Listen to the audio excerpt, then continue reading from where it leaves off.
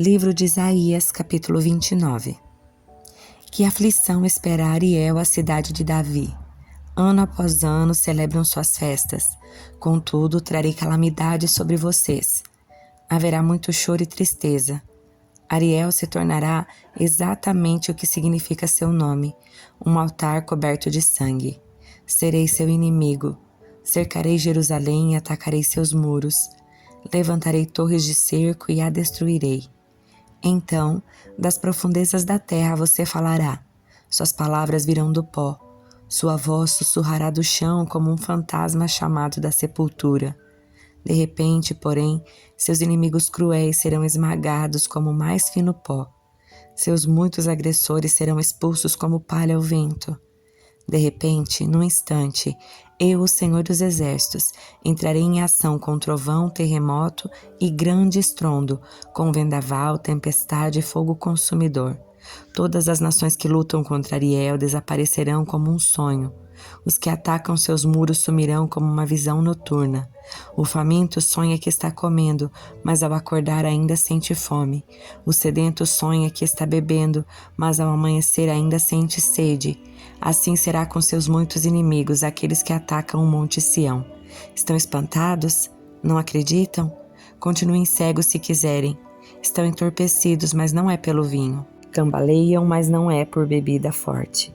É porque o Senhor derramou sobre vocês um espírito de sono profundo, fechou os olhos dos seus profetas e videntes. Para eles, todos os acontecimentos futuros desta visão são um livro selado. Quando você o entregar aos que sabem ler, dirão: não podemos ler, pois está selado. Quando o entregar aos que não sabem ler, dirão: não sabemos ler. Portanto, o Senhor diz: este povo fala que me pertence, honra-me com os lábios, mas o coração está longe de mim. A adoração que me prestam não passa de regras ensinadas por homens. Por isso, mais uma vez, deixarei este povo maravilhado com as obras maravilhosas. A sabedoria dos sábios passará, e a inteligência dos inteligentes desaparecerá. Que aflição espera os que procuram esconder seus planos do Senhor, que realizam seus atos perversos na escuridão.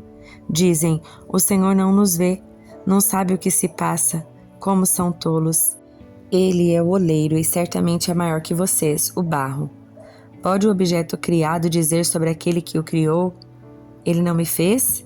Pode o vaso dizer: o oleiro não sabe o que faz?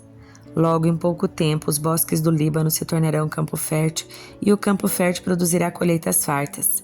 Naquele dia, os surdos ouvirão as palavras lidas de um livro e os cegos verão no meio das escuridões das trevas. Os humildes ficarão cheios de alegria do Senhor e os pobres exaltarão no Santo de Israel. O opressor não existirá mais, o arrogante desaparecerá e os que tramam o mal serão destruídos. Os que condenam os inocentes com testemunhos falsos desaparecerão. O mesmo acontecerá aos que trapaceiam para perverter a justiça e contam mentiras para destruir os inocentes. Por isso, o Senhor que resgatou Abraão diz ao povo de Israel: meu povo não será mais envergonhado nem ficará pálido de medo. Quando virem seus muros, filhos e todas as bênçãos que lhes dei, reconhecerão a santidade do Santo de Jacó e temerão o Deus de Israel. Os que se desviam terão discernimento e os que se queixam aceitarão instrução. Livro de Jeremias, capítulos 37 e 38. Zedequias, filho de Josias, foi sucessor de Joaquim, filho de Jeoaquim, no trono de Judá. Foi nomeado por Nabucodonosor, rei da Babilônia. Mas nem Zedequias, nem seus servos, nem o povo que restou na terra de Judá deram ouvidos ao que o Senhor tinha dito por intermédio do profeta Jeremias. Ainda assim, o rei Zedequias enviou Jucal, filho de Selemias, e o sacerdote Sofonias, filho de Maséias, para pedirem a Jeremias: ore por nós ao Senhor nosso Deus. Jeremias ainda não havia sido preso, de modo que podia circular livremente entre o povo. Nessa época, o exército do faraó do Egito partiu da sua terra, preparado para guerrear. Quando o exército babilônio soube disso, suspendeu o cerco de Jerusalém. Então o Senhor deu esta mensagem a Jeremias: assim diz o Senhor, o Deus de Israel: o rei de Judá os enviou para me consultar a respeito do que acontecerá. Digam-lhe: embora o exército do faraó tenha vindo para ajudá-los, logo voltarão ao Egito.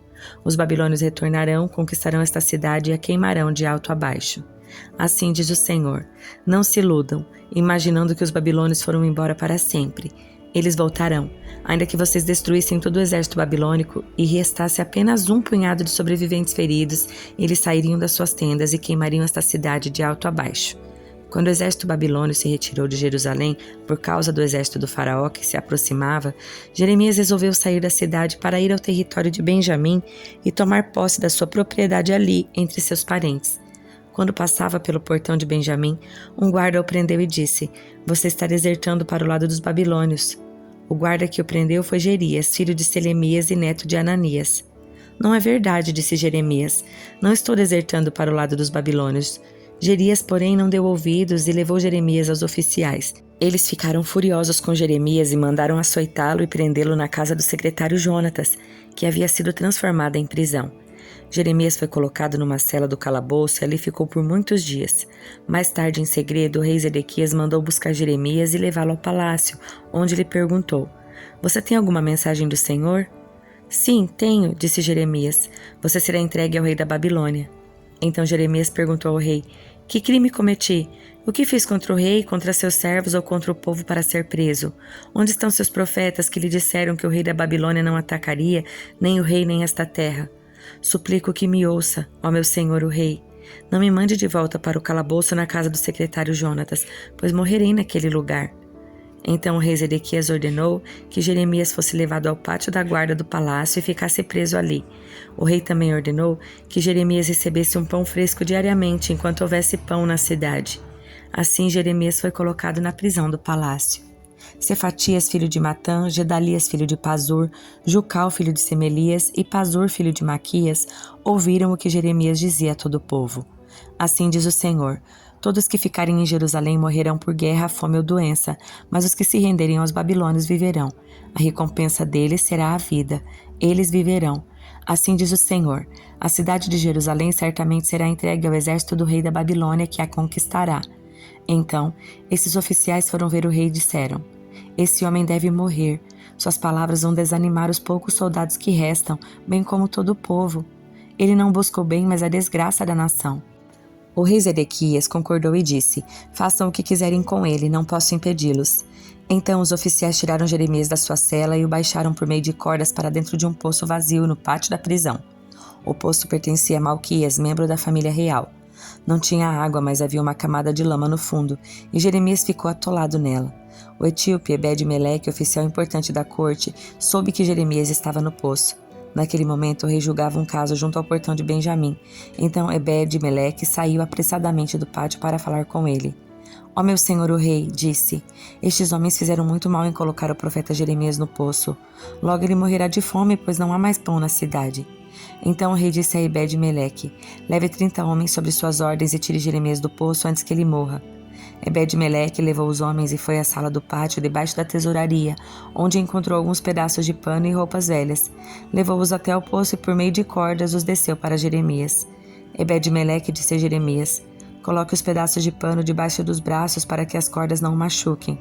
Quando Jeremias estava pronto, puxaram-no para cima. Jeremias foi levado de volta para o pátio da guarda e permaneceu preso ali. Certo dia, o rei Zedequias mandou buscar Jeremias para se encontrar com ele na terceira entrada do templo do Senhor. "Quero lhe fazer uma pergunta", disse o rei. "Não tente esconder a verdade." Jeremias disse: "Se eu lhe disser a verdade, você me matará, e se eu lhe der conselhos, você não me ouvirá." Então o rei Zedequias lhe prometeu em segredo: "Tão certo como vive o Senhor que nos criou, não o matarei nem o entregarei aos homens que desejam tirar sua vida." Então Jeremias disse a Zedequias: "Assim diz o Senhor, o Deus dos exércitos, o Deus de Israel: se você se render aos oficiais babilônios, você e sua família viverão e a cidade não será queimada. Mas se não se render, não escapará. A cidade será entregue aos babilônios e eles a queimarão de alto a baixo." "Tenho medo de me render", disse o rei, "pois pode acontecer de os babilônios me entregarem aos judeus que passaram por lado deles. Quem sabe que crueldade farão comigo?" Jeremias respondeu: "Você não será entregue a eles se obedecer ao Senhor. Sua vida será poupada e tudo lhe irá bem. Mas se não quiser se render, foi isso que o Senhor me revelou. Todas as mulheres que restaram no seu palácio serão trazidas para fora e entregues aos oficiais do exército babilônio. Então as mulheres lhe dirão: que belo amigo você tem, traíram você e o enganaram. Quando seus pés atolaram na lama, abandonaram-no à própria sorte. Todas as suas esposas e os seus filhos serão levados pelos babilônios e você não escapará. será capturado pelo rei da Babilônia, e esta cidade será queimada de alto a baixo. Então Zedequias disse a Jeremias: se alguém souber dessa conversa, você morrerá.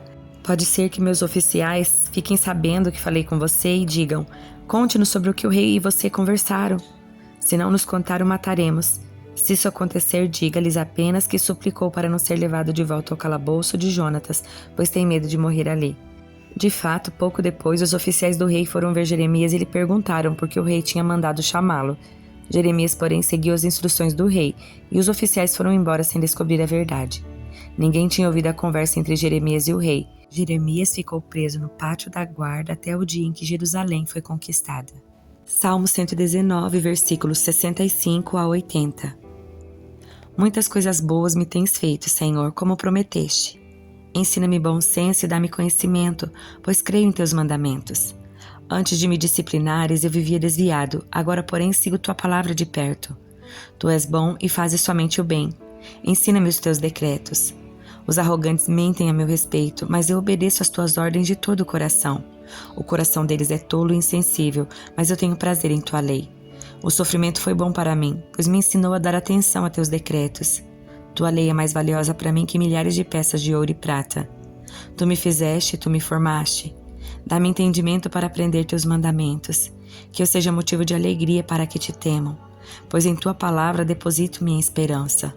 Eu sei, ó Senhor, que teus estatutos são justos. Tu me disciplinaste por tua fidelidade. Agora que o teu amor me console, como prometeste a este teu servo.